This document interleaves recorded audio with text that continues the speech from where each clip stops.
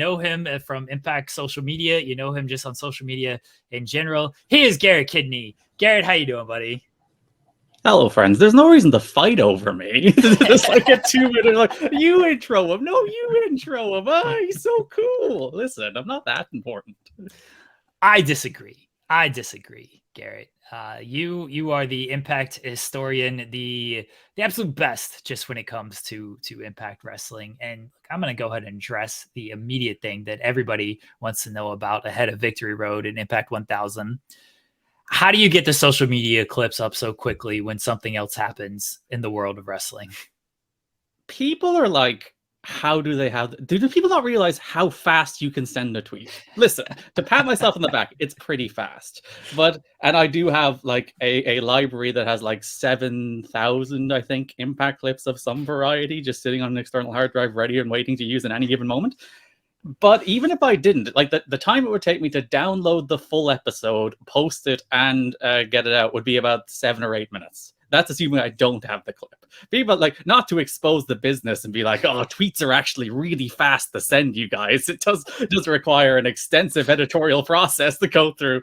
But yes, I do have an external hard drive that has, not including full shows, I think about 600 gigabytes worth of clips. And if you include the full shows, it's up to like 8 terabytes. Just waiting on my desktop to be used at, well, not desktop, external hard drive, to be used at any given moment when anything ever happens in the history of wrestling. And we all know everything can be traced back to TNA. Everything can be traced back to Impact. It's the invention of everything in the history of wrestling. So it's quite easy, actually.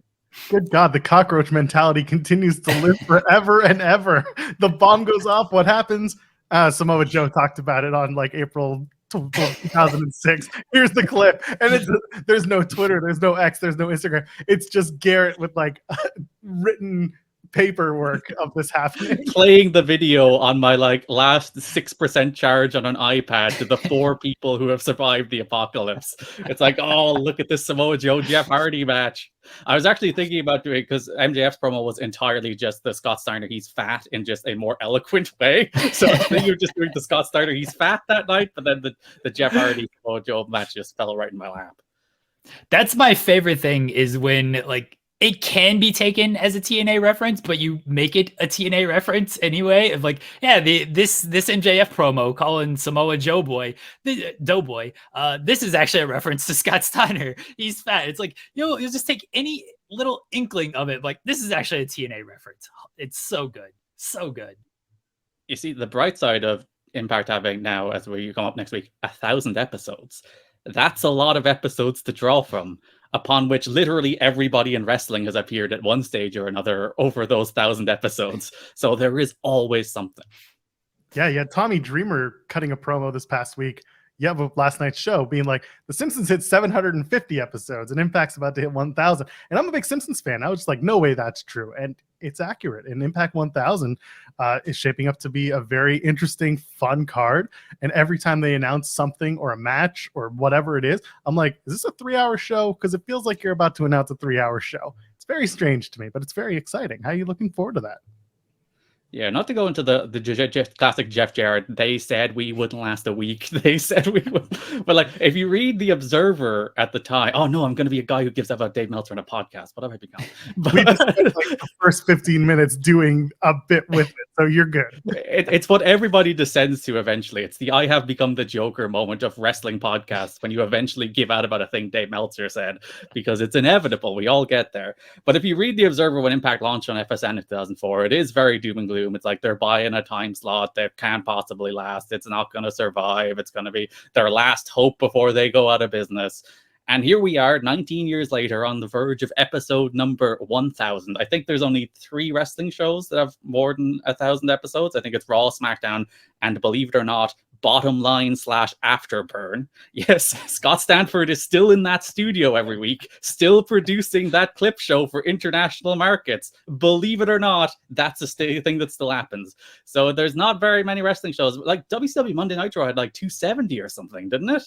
And now we're all the way to 1,000 episodes of Impact. 1,000 of them. That's so many episodes of Impact. It is like, it's a feat of television, not just pro wrestling television. Aside from like, you know, daily shows or talk shows or late night stuff that airs daily, there's not a lot of shows that get that high. It's usually like talk shows, soap operas, and that's about it in terms of episode counts that get over 1,000. And now Impact's about to hit 1,000.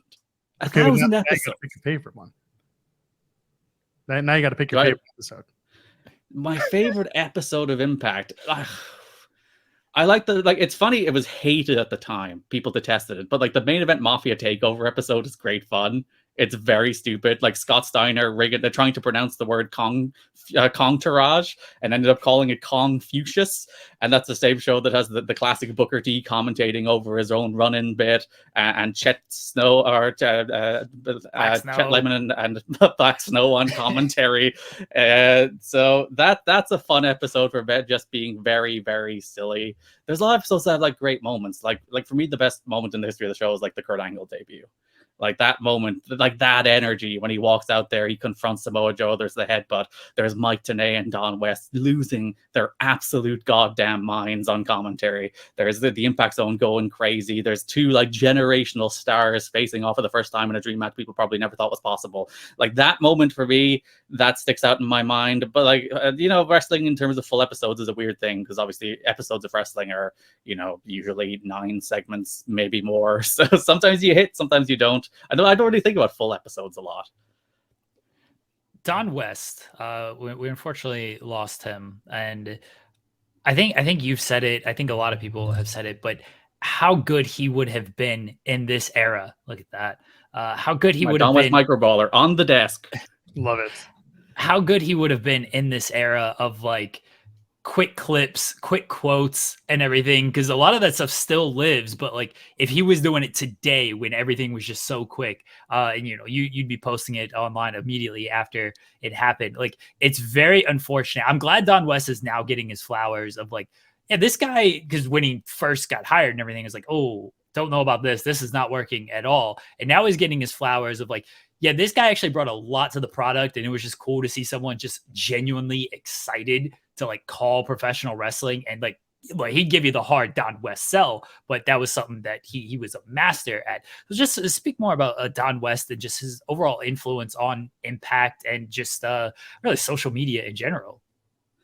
Yeah, I was thinking when he passed, when he did, particularly in the early days in the Asylum, like those first pay-per-views when it was just him and Mike after Ed Ferrara had left, when he did those like hard sells, those like 2 minutes, we'll just put the camera on Don and he'll pitch next week's weekly pay-per-view. If those happened in 2023, they'd go viral every week. Like those, you have got to see this. And the card is often terrible. It's often like it's Don Harris against Malice in a First Blood match. Terrible match. Nobody could possibly want to watch it. But Don West is like, blood as red as my shirt. You will need to see this thing. And it's like, I will buy. Well, I was 10. I wasn't buying any weekly pay-per-views in 2002. But I would imagine the average person watching those is like, I have to come back next week. I need to see whatever. Even like the Don West pitch would have become a selling point. As yet, like if you go back and watch, as I said, those early shows are so great for a guy earnestly, enthusiastically falling in love with professional wrestling in real time, because he wasn't really a wrestling fan. So when you watch, like, go back to the first TNA show, when there's like a Hurricane Rana or a drop kick, the man loses his mind because he's seeing these things for the first time, and it's so earnest and it's so enthusiastic and it's so like honest and sincere and not performative, which I think is a really important part of it. He's not faking his enthusiasm. He was never like putting on an act. He was never, being energetic for the sake of being energetic. That was just him. He was just an enthusiastic salesman who fell in love with wrestling. And I'll always say, like, it was a travesty the degree to which he got criticism while he was an active announcer. Like, I'm so glad that the world has come around on Don West, but he was given untold criticism while he was an announcer. Like, he was winning, he was in the worst wrestling announcer, again, to go back to Dave's voters in this case, the Observer Awards. If you look at them, every year, worst announcer, he's in there. And it's crazy because he was so good. And I'm so glad, like, in the years past, like, people have really, like, re-examined that Mike Tenay, Don West team and realized we didn't really appreciate what we had while we had it. There was a very lean time to be an Impact Wrestling fan. How did you keep your fandom throughout that? Because I know I definitely waned from time to time, and what brought me back was when the Anthem sale went through and they came to Ottawa for Bound for Glory. That was 2016 or 2017. That brought me back, and I've stayed since. But like, what's kept you as a fan throughout the Impact years. Yeah, because like the closest I would have come to like just giving up on them was like that 2017 year where it was like the Jarrett comeback that just didn't get off the ground, and the GFW stuff that I think rubbed everyone off the wrong way. The green ropes gives us all flashbacks, but like that year is like the most down. But then, you know, as you said, when it picked back up in 2018 and there's a lot more character and a lot more like better like signings made in terms of like Brian Cage, Lucha Bros coming in, people like that, and I don't know, like for the entire history of TNA, it was never smooth sailing, I guess, you know, even in its best days, there was always like, oh, well, if only if it didn't have this or didn't have that, or if only this period lasted longer and they didn't rehire Vince Russo in 2006, if only any of these things could have happened. So I think a little bit of disappointment and bitterness was always built in so that it never built up to the extent that it would explode. And I never had like a toxically positive relationship, as my camera has completely disappeared. There you go. Toxically positive. I don't have a webcam, so I have to do an elaborate setup where my phone is technically connected via Wi-Fi. I should really buy a webcam. But I never had like that, you know, I have to be positive about TNA. And then everyone you see every time who is in that mindset, who is like toxically positive, eventually breaks, because there's always going to be stuff you never like about a thing. And it's okay. You can accept that. It's okay for something to have flaws. And I think I've always had that like realistic approach that I can deal with the good times and deal with the bad and cling desperately to the things I like in a show during periods where there's more things that I don't like than like. But there is usually always things I like even in the Russo years, which are funnier to look back on now because they're funny bad at the very least, which you can always appreciate about Vinny Rue. Like the man could write bad television in a way that was at least largely entertaining, except maybe toward the death of WCW. But yeah, I've always been cynical, I think. This is the answer to your question. I've never broken. Sounds like well, look, I love bad television. Are you kidding me? Yeah, the Vince Russo episodes with the abyss and the casket coming down is one I very, very vividly remember. But the candle abyss ruled, by the way. I know there's people. Yeah, people posting clips of him, the matches with Sabu, which were great. Obviously, the AJ matches always stick out and just are fantastic top tier matches. And it is a shame he did great stuff in Impact, that he was not more revered on a bigger level. Now he's doing agenting for WWE. He brought balloons to WWE many years ago as well. I was his resume at the time. Actually, it's 14 years. I might need a producer job. Just think about it. I'm gonna ask for a scoop here, Garrett. I don't know if you have the insight on this, but are we gonna see the 6-sided ring for Impact 1000? I don't think so. But there's a lot on that show that I think people will love and enjoy in terms of TNA history and Impact history. But it's all been announced more or less. You know, AMW will be there, my favorite tag team of all time. A tag team that, like, Abyss at least was through TNA history during the times when TNA was like most watched, during the peak of the Spike era when like 1.52 million people were watching every week. AMW were like unfortunate that they were still in the early days of Spike, where they would have gotten like 1 million people watching ish in the early days of Spike. But like Beer Money is the team people remember for James Storm, and I've always been an AMW guy, so I've always been attracted to see. So it's so nice to see them, and like seeing guys who were on episode 1, which is really cool. Like Frankie Kazarian, Eric Young, Chris Sabin, AMW, Scott D'Amore, all those guys who were on the first episode, who will still be there for episode 1000, which I think is really, really neat to actually have that continuity going through. And Gail Kim and Awesome Kong coming out of retirement, both of them, the legends of the Knockout division. And like the fact that so much of like Impact 1000 is built around women is really, really cool. And I don't think that would be the case for any other company, that they would have the actual legitimate history to draw off of. That like so much of the promotion that people have brought back with Gail and the Beautiful People and Tracy and Kong, like that tells you how important the women's division has been to Impact for like 15 years of its 19-year run for most of those episodes. And it's really cool that that's like a really large component of episode 1000. Yeah, I put it out there the other week that, you know, North American women's wrestling, Impact is almost certainly the place to go for that. If you're looking for your fill, if you want multiple women's matches, you want talented women who are working hard on that roster, you know, that's no shade at AEW or WWE. You're just getting a full fill and different characters and different storylines coming out of Impact.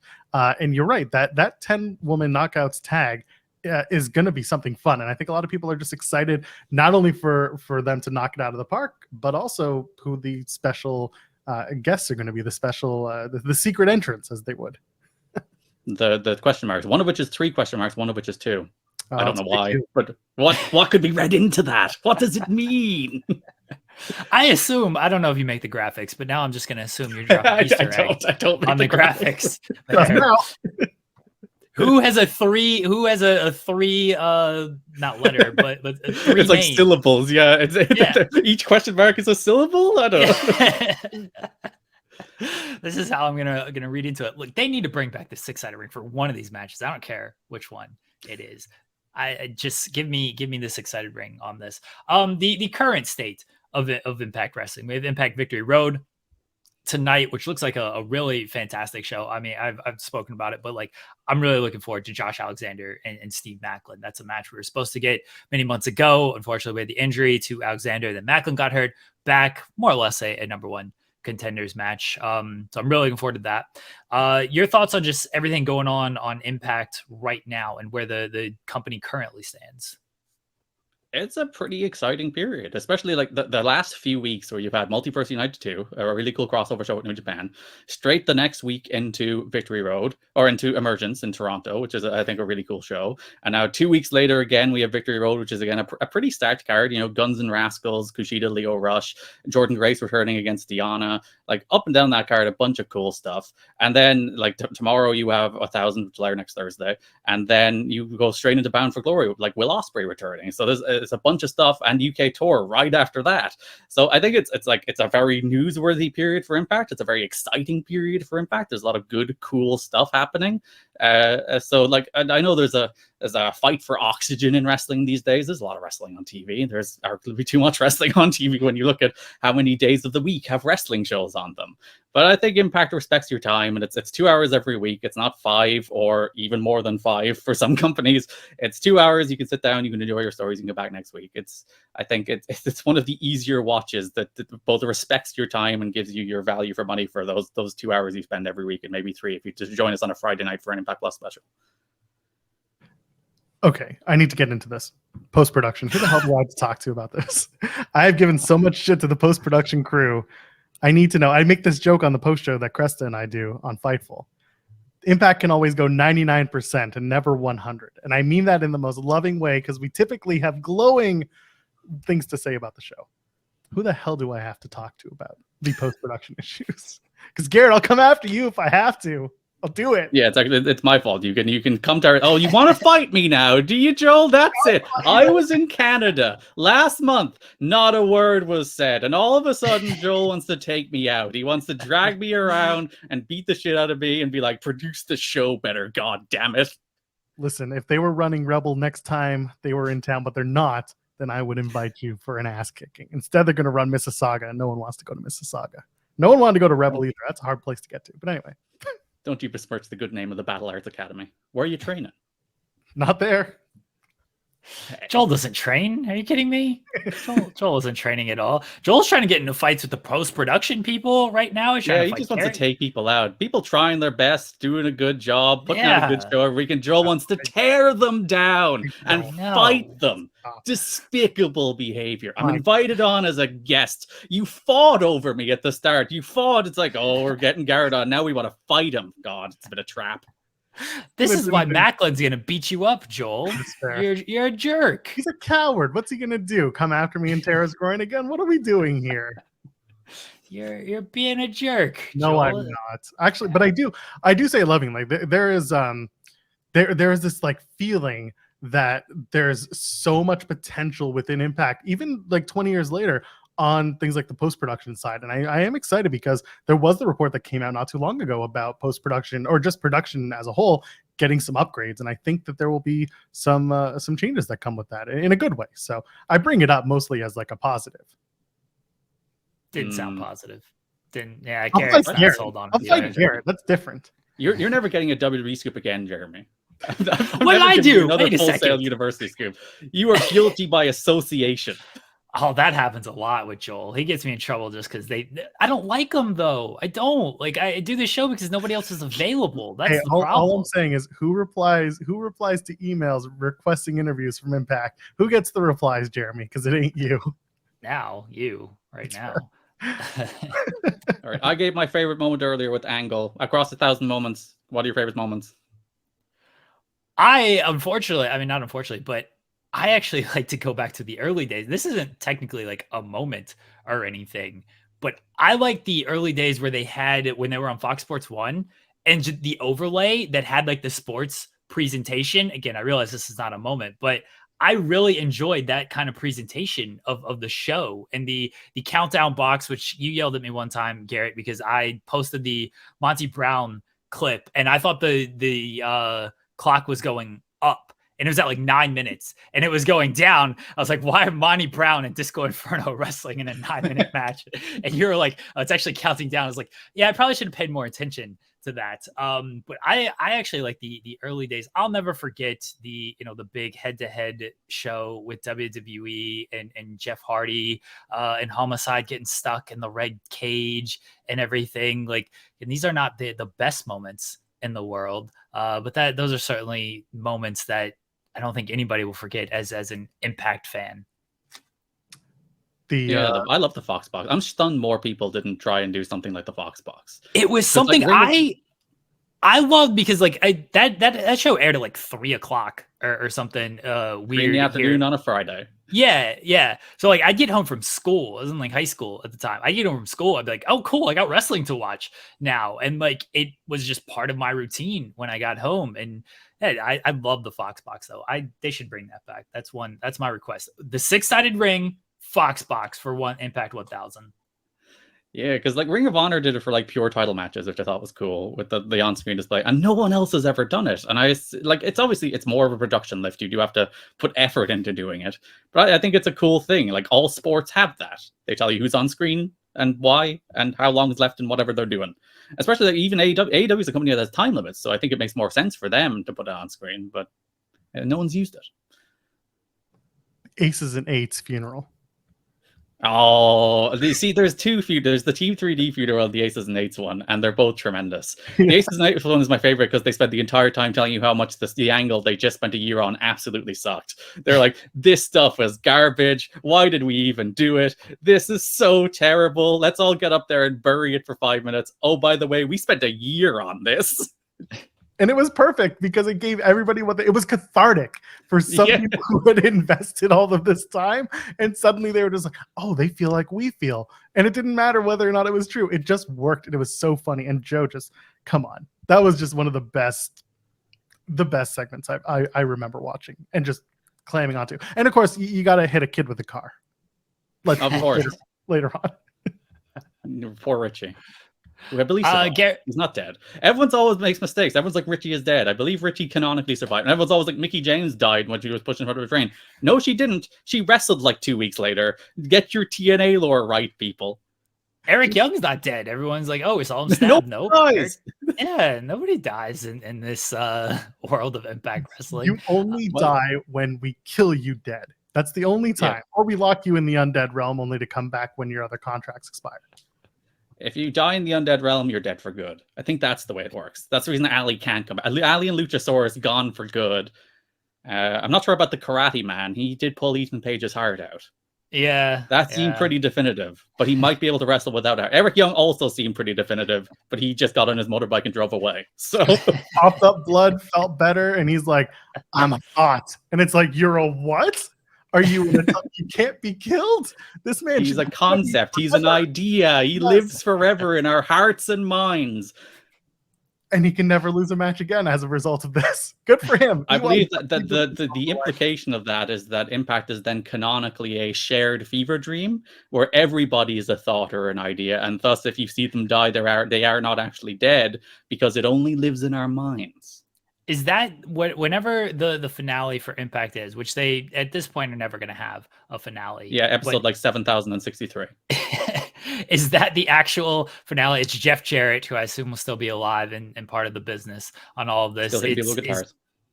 it's the snow globe. He just has a snow globe, and it's just like, just wakes up from the dreams. Like, what just happened with all of this? And here, that's what it is. Impact was just a giant Jeff Jarrett fever dream.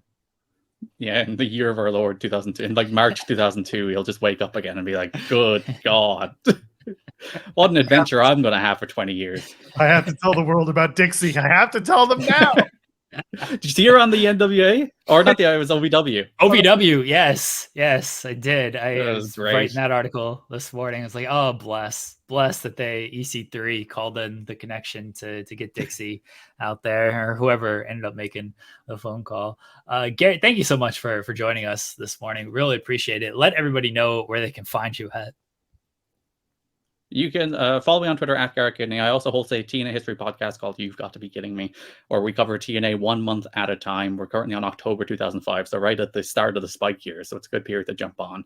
So me and my co-host Liam, who you can follow on Twitter at the Gleek Muda, because he gives out to me if I don't plug his Twitter on other podcasts. He gave out to me for that once. He's like, it's only good podcast etiquette to plug your co-host's Twitter on other podcasts too. So I agree. I do that all the time. So yes, I agree with you. I agree with him. So yeah, you can listen to You've Got to Be Getting Me on your podcast platform of choice. And of course, Victory Road tonight as we speak on Impact Plus, Fight, and YouTube Ultimate Insiders. And then Impact 1000 is taped tomorrow in the Westchester County Center in White Plains, New York. Airs next Thursday on Access TV and YouTube Insiders. So there you go. Look at those smooth plugs. Don't I know my stuff? And you can also catch Garrett on the Impact social media between 5 and 8 minutes after something happens on another show, plugging Impact as well, and how it all references to Impact. Thank you so much. It all goes Garrett. back to that Jeff Jarrett snow globe. Everything is in there. Thank you, Garrett.